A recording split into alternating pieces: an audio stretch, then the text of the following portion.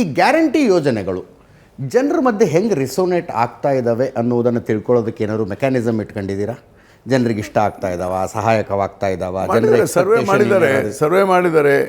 ಏನು ಹೇಳ್ತವೆ ಸರ್ವೆಗಳು?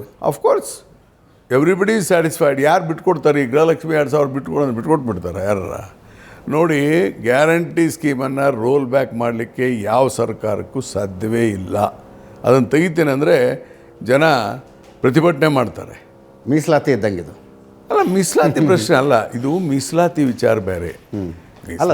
ಅಂದರೆ ಮೀಸಲಾತಿ ತೆಗಿತೀವಿ ಅಂದರೆ ಜನ ಅದು ಹೆಚ್ಚು ರಾಜಕೀಯ ಒತ್ತಡಗಳು ಬೇರೆ ಬೇರೆ ಕಾರಣಕ್ಕಾಗಿ ಮೀಸಲಾತಿಯಲ್ಲಿ ಸ್ವಲ್ಪ ಆ್ಯಡ್ ಆಗುತ್ತೆ. ಇಲ್ಲಿ ಅವರ ಪ್ರತಿ ಜೀವನದ ಪ್ರಶ್ನೆ ಇದು.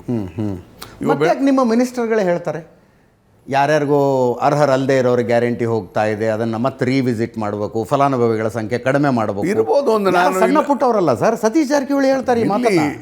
ಈಗ ಅವ್ರವ್ರ ಅಭಿಪ್ರಾಯಗಳನ್ನು ಅವ್ರು ಹೇಳ್ತಾರೆ.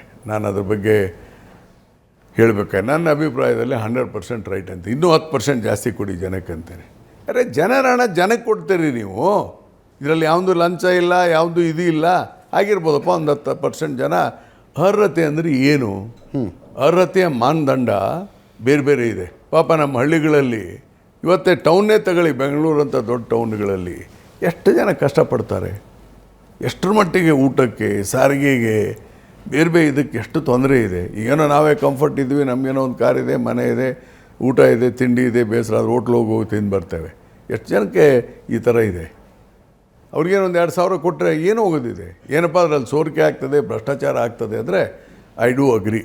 ಜನರ ಹಣ ಹಾಳಾಗುತ್ತೆ. ಇದರಲ್ಲಿ ಯಾವುದು ಜೀರೋ ಭ್ರಷ್ಟಾಚಾರ. ಅದಕ್ಕೆ ನನ್ನ ಪ್ರಕಾರ ಒಬ್ಬ ಆರ್ಥಿಕ ಸಲಹೆಗಾರನಾಗಿ ಒಂದು ಇದನ್ನು ಕಟ್ ಮಾಡಬಾರ್ದು. ಕಡೆಯಾಗಿ ಮಾಡಿ ಕೂಡು ಸಂತೋಷದಿಂದ ಜನ ಇರಲಿ ಅಂತ ನನ್ನ ಅಭಿಪ್ರಾಯ.